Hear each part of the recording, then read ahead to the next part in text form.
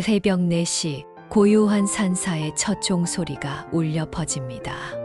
그 소리는 천천히 산골짜기를 따라 흐르며 잠든 세상을 부드럽게 깨웁니다. 아직 어둠이 완전히 걷히지 않은 시간, 하늘과 땅 사이에는 신비로운 고요함이 감돕니다. 이런 시간에 우리는 문득 생각합니다. 왜 삶은 이토록 복잡하고 어려운 걸까요? 왜 어떤 사람들은 평탄한 길을 걷는 것 같은데 나는 늘 가시밭길을 헤쳐나가야 하는 걸까요? 왜 하필 나에게만 이런 시련들이 계속 찾아오는 걸까요? 밤늦게 혼자 있을 때, 아픈 몸을 이끌고 병원 복도를 걸을 때, 사랑하는 사람을 떠나보낸 후 빈집에 홀로 남겨졌을 때, 우리는 하늘을 향해 묻습니다. 왜 나만? 그 질문 속에는 깊은 절망과 원망, 그리고 이해할 수 없는 분노가 담겨 있습니다. 하지만 오늘 우리는 2500년 전 보리수 아래에서 우주의 진리를 깨달으신 석가모니 부처님의 말씀을 통해 이 고통의 미로에서 벗어나는 길을 찾아보려 합니다. 부처님께서도 한때는 우리와 같은 인간이셨습니다. 왕자로 태어나 모든 것을 누렸지만 결국 인생의 근본적인 고통 앞에서 궁전을 떠나 진리를 찾아 나선 분이셨습니다. 모든 괴로움은 비교에서 생긴다. 남과 자신을 견주는 마음, 과거와 현재를 견주는 마음, 현실과 이상을 견주는 마음에서 고통이 싹튼다. 부처님께서는 이미 오래전에 우리 마음의 작동 원리를 꿰뚫어 보셨습니다.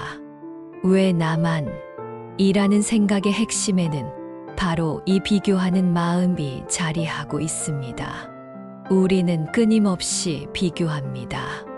옆집 아이와 우리 아이의 성적을, 동창의 성공과 나의 현실을, 다른 가족의 화목함과 우리 가족의 갈등을 비교합니다.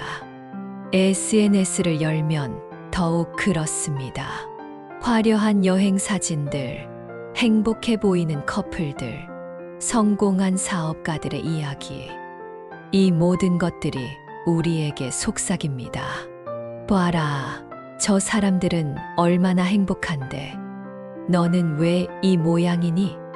그 순간 우리는 실제 고통보다 몇 배나 더 큰 아픔을 스스로 만들어내고 있는 것입니다. 고통은 피할 수 없지만 괴로워하는 것은 선택이다. 아픔은 화살이지만 괴로워하는 것은 두 번째 화살을 스스로 쏘는 것과 같다.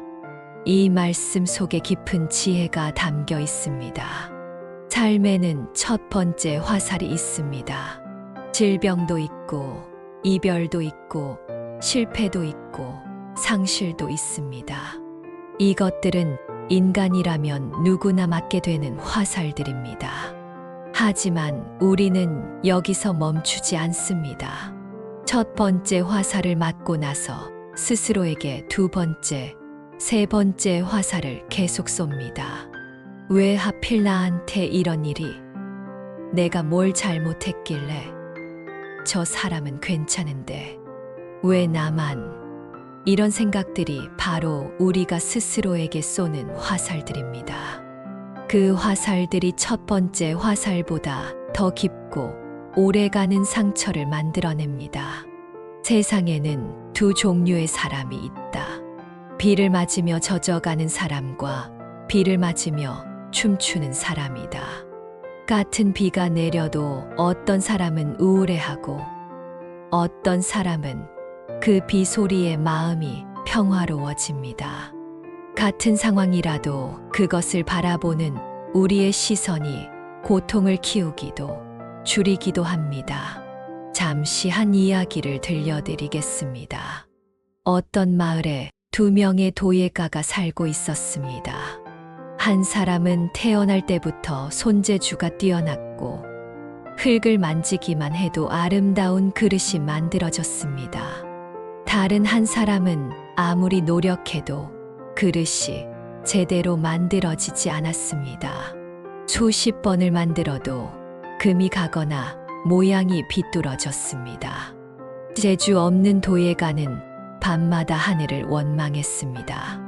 왜 저 사람에게는 그런 재능을 주고 나에게는 주지 않았을까? 똑같이 노력하는데 왜 결과는 이렇게 다를까? 그의 마음 속에는 원망과 질투가 가득했습니다. 하지만 세월이 흘러 놀라운 일이 벌어졌습니다. 재주 좋은 도예가는 쉽게 그릇을 만들 수 있었기에 깊이 있는 고민을 하지 않았습니다. 반면 재주 없는 도예가는 수천 번의 실패를 통해 흙의 성질을 완전히 이해하게 되었습니다. 온도와 습도, 바람의 방향까지 모든 것을 고려해야 했기에 더 깊이 있는 작품을 만들 수 있게 되었습니다. 결국 그의 작품이 더 많은 사람들의 마음을 움직였습니다. 실패의 아픔을 아는 그의 손에서 나온 그릇에는 단순한 아름다움을 넘어선 무언가가 담겨 있었기 때문입니다. 이것이 바로 부처님께서 말씀하신 진리입니다. 연꽃은 진흙에서 피어나지만 진흙을 원망하지 않는다. 오히려 진흙의 양분으로 더욱 아름답게 꽃을 피운다. 우리가 겪는 어려움도 마찬가지입니다. 그것이 남들보다 더 크고 무겁게 느껴질지라도 그것은 우리를 성장시키는 걸음이 될 수 있습니다. 중요한 것은 그 어려움을 어떻게 바라보느냐입니다. 어떤 사람은 실패를 경험하고 나는 안 되는 사람이야 라고 자신을 정죄합니다. 어떤 사람은 같은 실패를 경험하고 이것도 내 인생의 일부구나. 이것에서 무엇을 배울 수 있을까? 라고 받아들입니다. 어떤 사람은 병에 걸리면 내가 무슨 나쁜 일을 했길래 라고 자책합니다. 어떤 사람은 이 아픔을 통해 다른 사람의 고통을 더 깊이 이해할 수 있겠구나 라고 생각합니다. 같은 상황이지만 마음가짐에 따라 전혀 다른 결과를 만들어냅니다. 마음이 모든 것의 근본이다. 마음이 맑으면 세상도 맑고 마음이 흐리면 세상도 흐리다. 우리가 보는 세상은 우리 마음의 반영이다. 이 말씀을 더 깊이 살펴보겠습니다.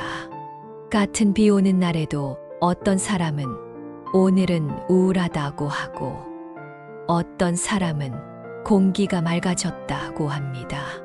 같은 꽃을 보고도 어떤 사람은 벌써 시들어가네라고 하고 어떤 사람은 아직도 이렇게 아름답네라고 합니다. 비도 꽃도 똑같은데 우리가 보는 것은 다릅니다. 왜일까요? 우리 마음의 상태가 다르기 때문입니다. 왜 나만 이라는 생각이 들 때 잠시 멈춰 서서 주변을 돌아보십시오. 정말 나만 힘든 걸까요? 정말 나만 어려운 걸까요? 지하철에서 마주치는 사람들을 바라보십시오.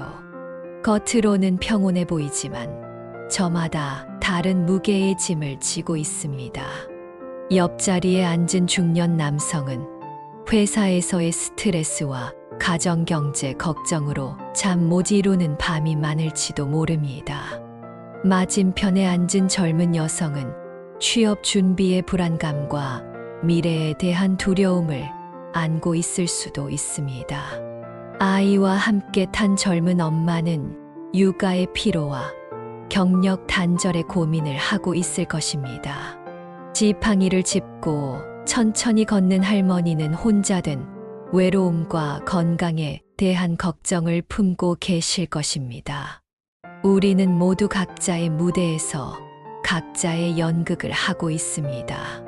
어떤 사람은 코미디를, 어떤 사람은 멜로드라마를, 어떤 사람은 액션 영화를, 어떤 사람은 다큐멘터리를 연기하고 있습니다.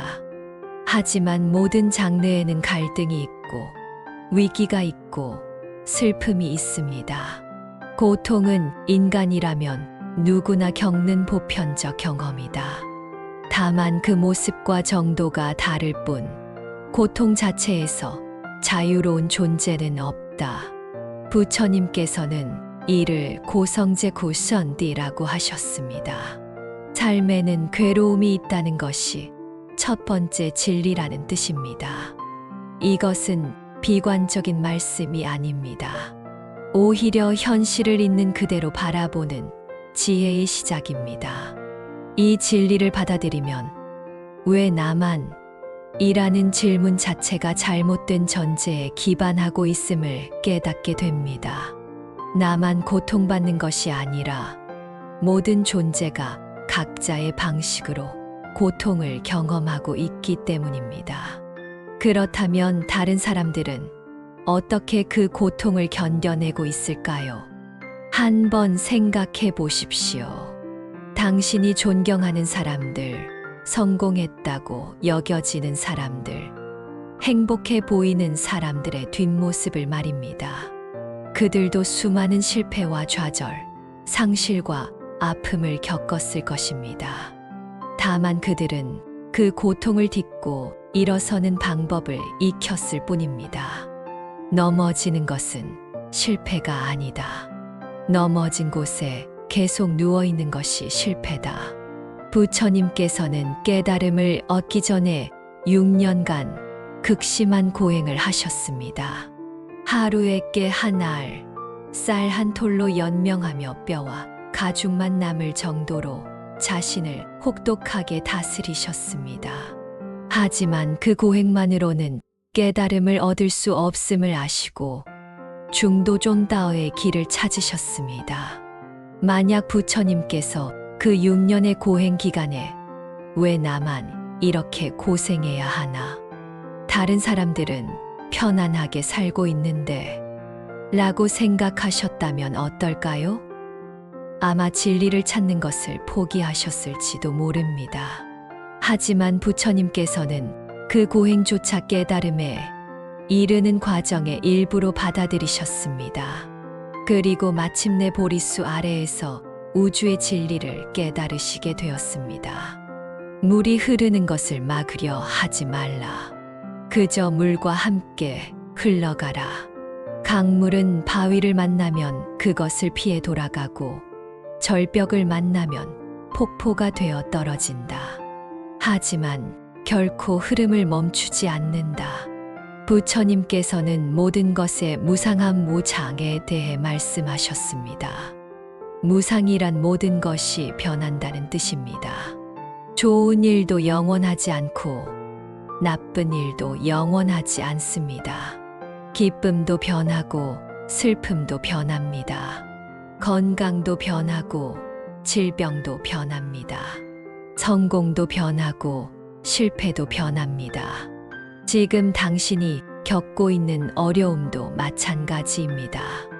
그것이 아무리 크고 견고해 보여도 산처럼 움직이지 않을 것 같아도 결국은 변하고 사라질 것입니다.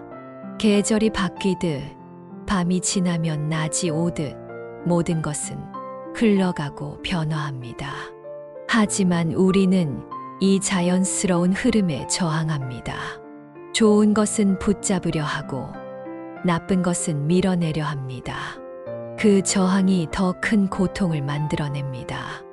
왜 나만? 이라는 생각은 현실에 저항하는 마음에서 나옵니다.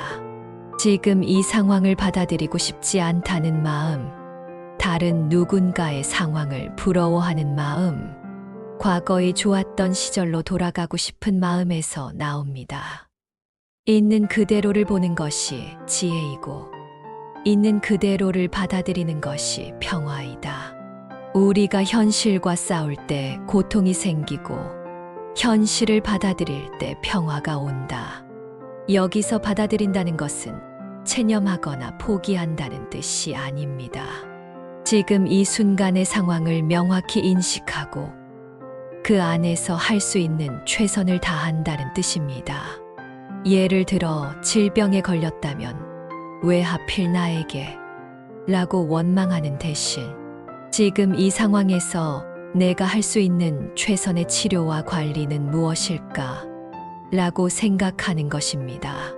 사업이 실패했다면 왜 나만 이런 일이? 라고 자책하는 대신 이 경험에서 무엇을 배워 앞으로 어떻게 나아갈 것인가? 라고 생각하는 것입니다. 이런 마음가짐의 변화가 가져오는 힘은 놀라울 정도입니다.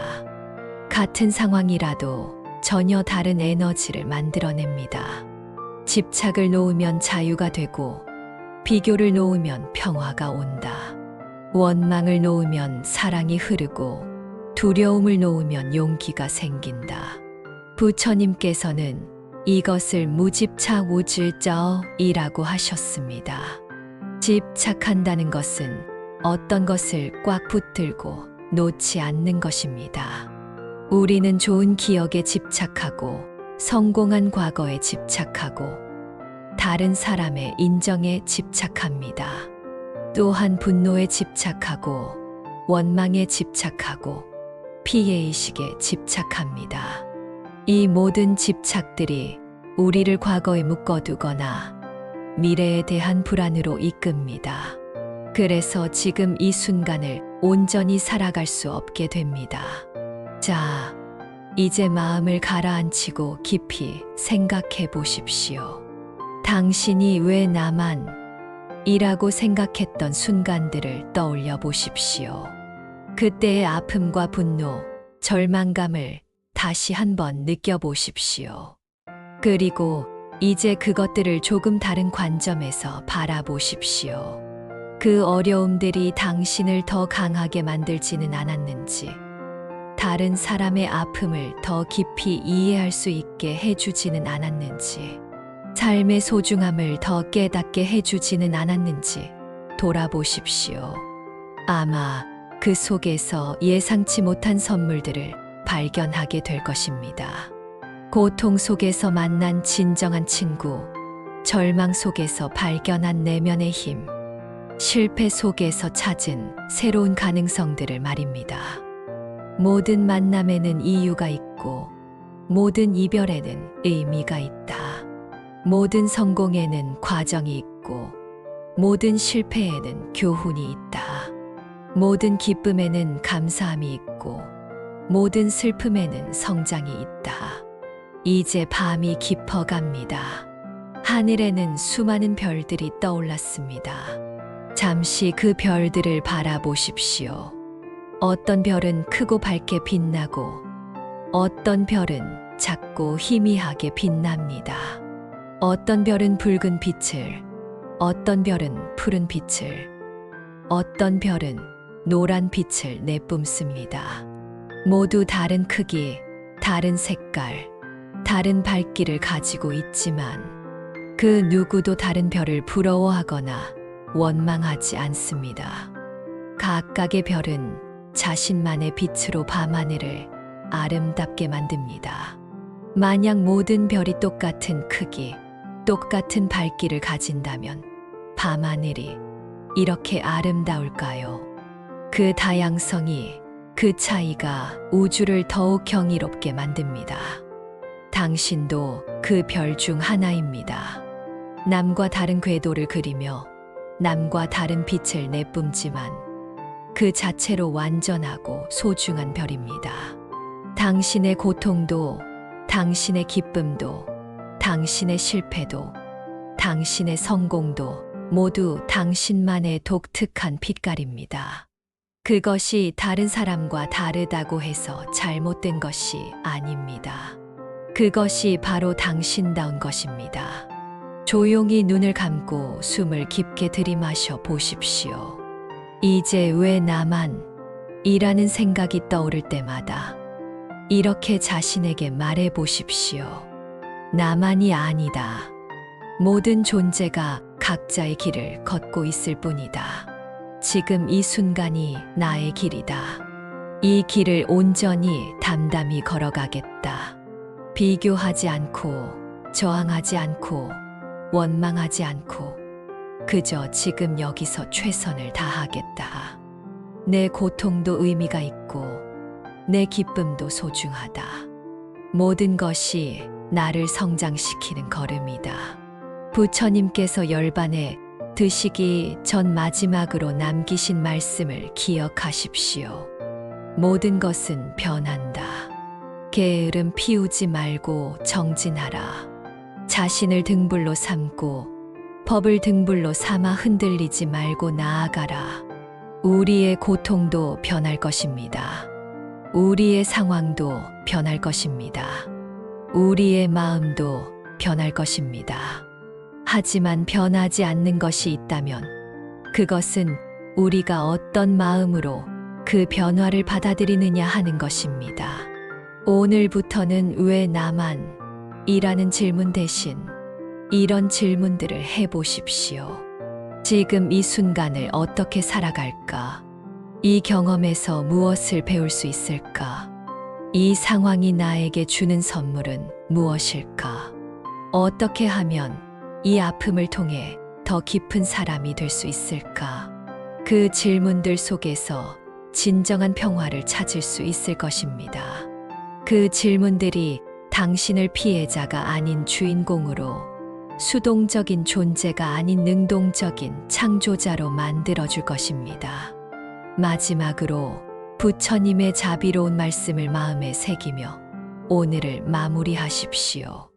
모든 존재가 행복하기를, 모든 존재가 평화롭기를, 모든 존재가 고통에서 벗어나기를, 모든 존재가 진정한 자유를 얻기를. 당신도 그 모든 존재 중에 하나입니다. 당신 역시 행복할 자격이 있고 평화로울 자격이 있으며 고통에서 벗어날 자격이 있습니다. 오늘 밤 이 모든 깨달음을 가슴에 품고 깊은 잠에 드시기 바랍니다.